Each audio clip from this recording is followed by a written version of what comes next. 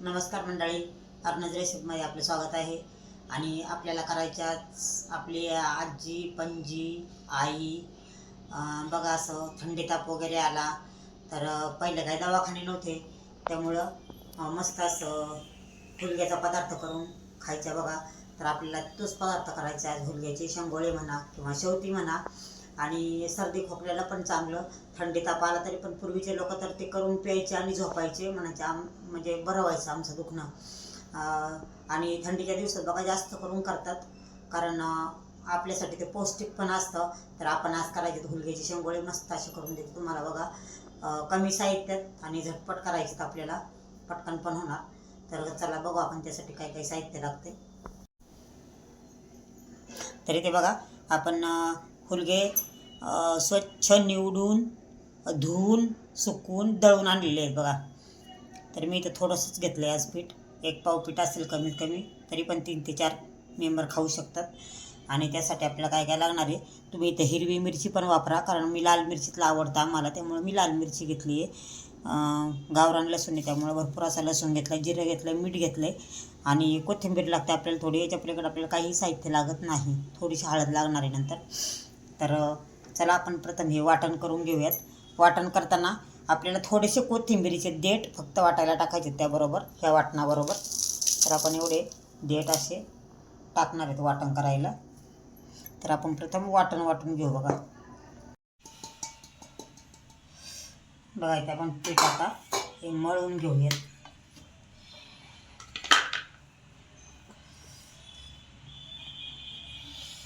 आपण जे वाटण वाटले ते वाटण टाकून घेऊ पहिलं.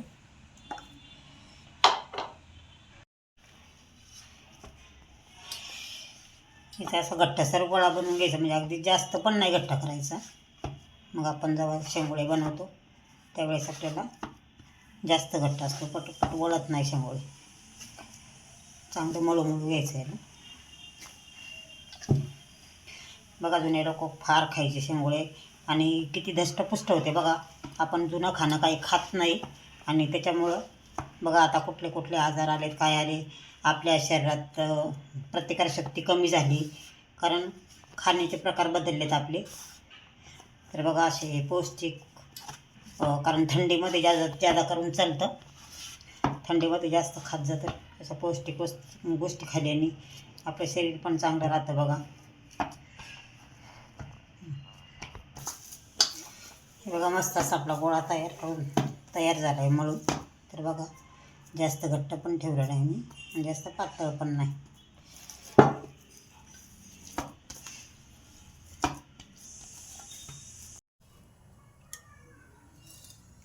तर मी इथे कढईत तापाय ठेवली.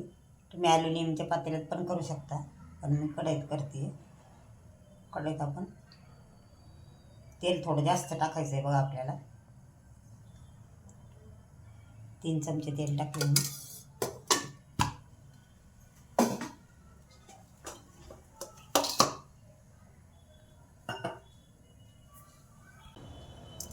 तर आपलं तेल तापलंय बघा. इथं आपण थोडीशी मोहरी टाकायची. मोहरी थोडीच टाकली बघा एकदम नॉर्मली. आणि थोडं जिरं टाकायचं आपल्याला परत.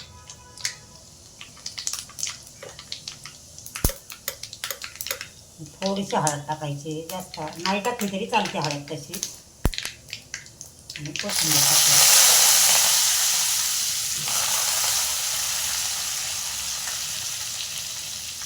त्यामध्ये आपण पाणी टाकूया.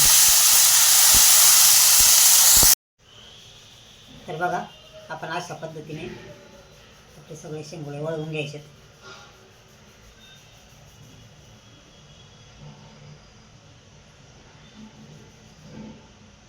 मला जास्त वळवता येत नाही बघा, कारण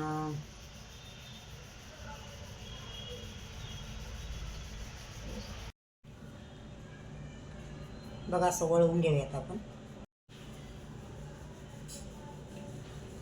अशा पद्धतीने आपण सगळ्या शेंगोळे करून घेऊ बघा.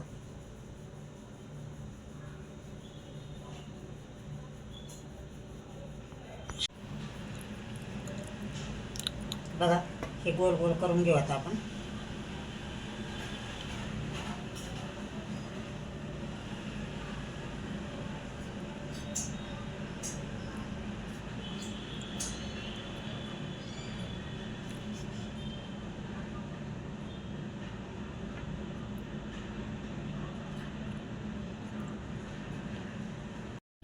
तर इथे बघा अशा पद्धतीने आपण सगळे शेंगुळे वळवून घेतलेत आणि मी इथं बघा छोटे छोटे कानावले पण केलेत, हे पण आपल्याला टाकायचे. आणि हे जे पीठ राहिलं आहे ते आपण पाण्यात काढून त्यामध्ये टाकणार आहे.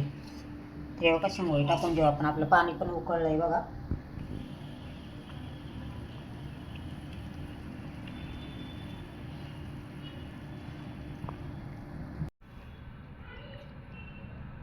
हे बघा इथे आपण सगळं टाकलंय शिजायला. आणि आता हे जे पीठ राहिलंय त्यात आपण पाणी टाकून काढून घेणार आहे. हे पूर्ण पातळ करायचं आहे आपल्याला.